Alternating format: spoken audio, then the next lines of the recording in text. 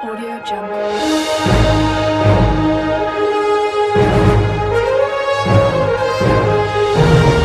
Audio Jungle. Audio Jungle.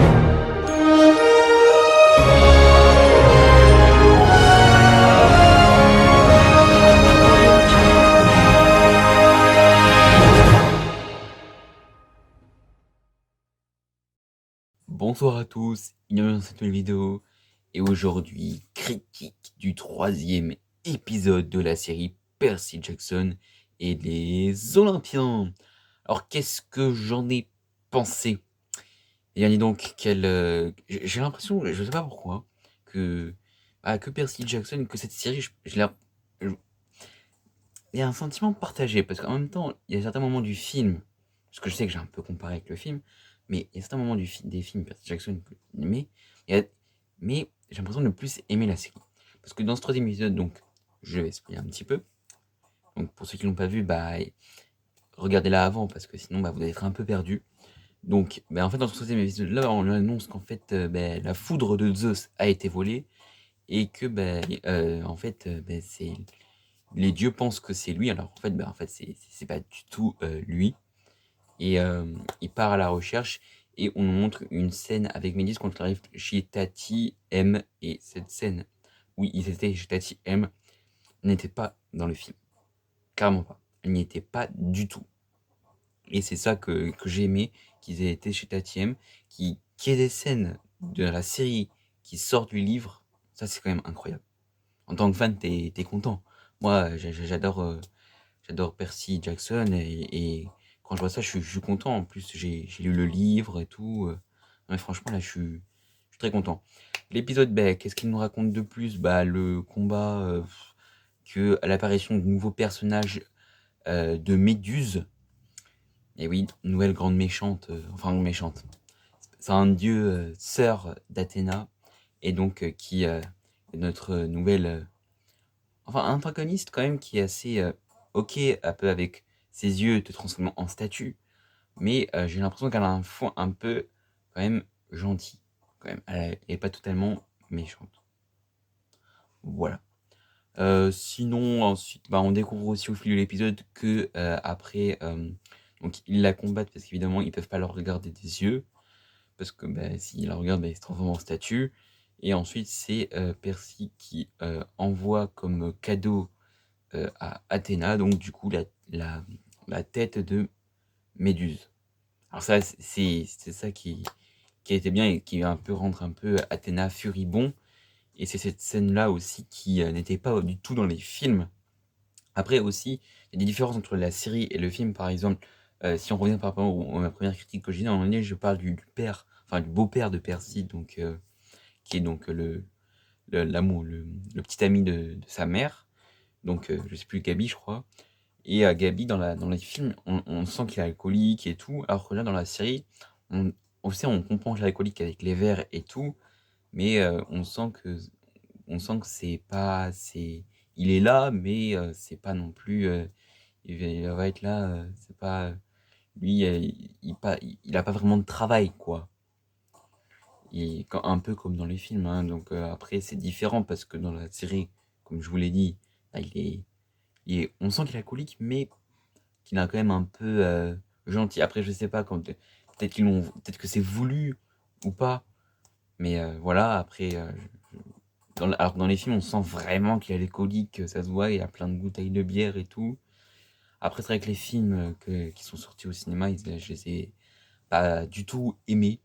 Et je trouve ça dommage que Chris Columbus, que pourtant j'ai adoré avec Harry Potter, qui fasse ce genre de film là. J'étais là en mode non, non, tu peux pas nous faire ça.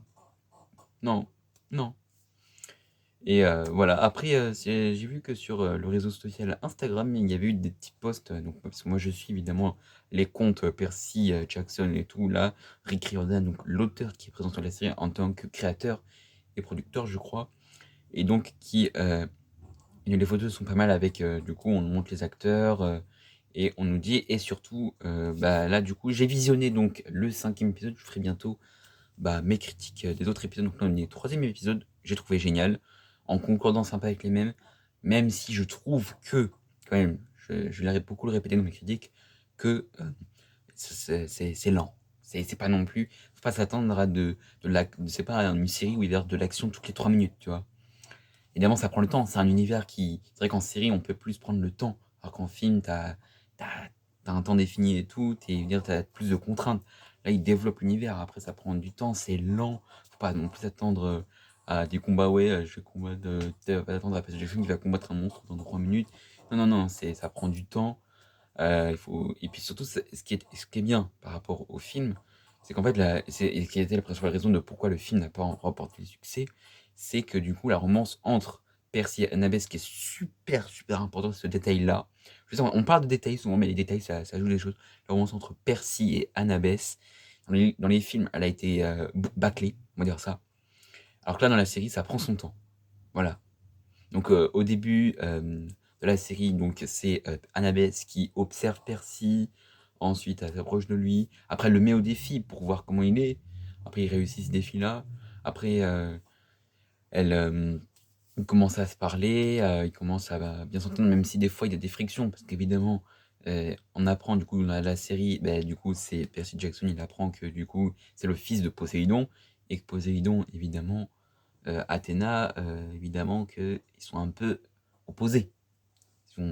Et ce qui est bien dans la série, c'est qu'ils développent la romance. Alors que dans les films, elle a été bâclée. Donc c'est ça qui est bien, c'est que dans la série, ça prend son temps.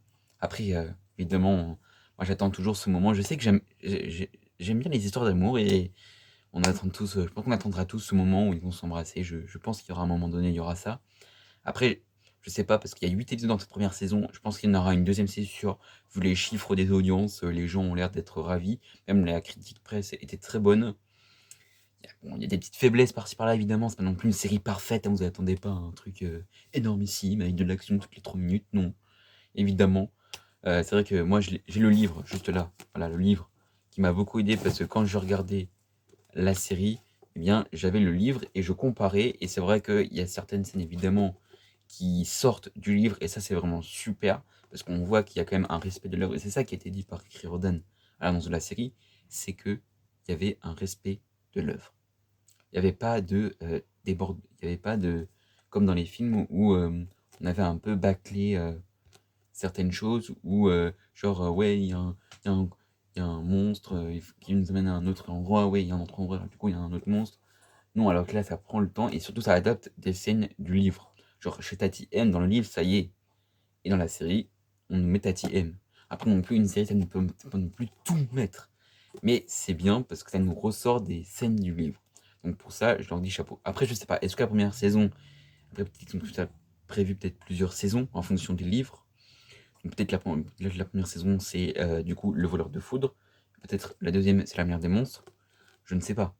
Après, ce serait bien parce que du coup, ce serait dans la chronologie, donc il y aurait plusieurs saisons.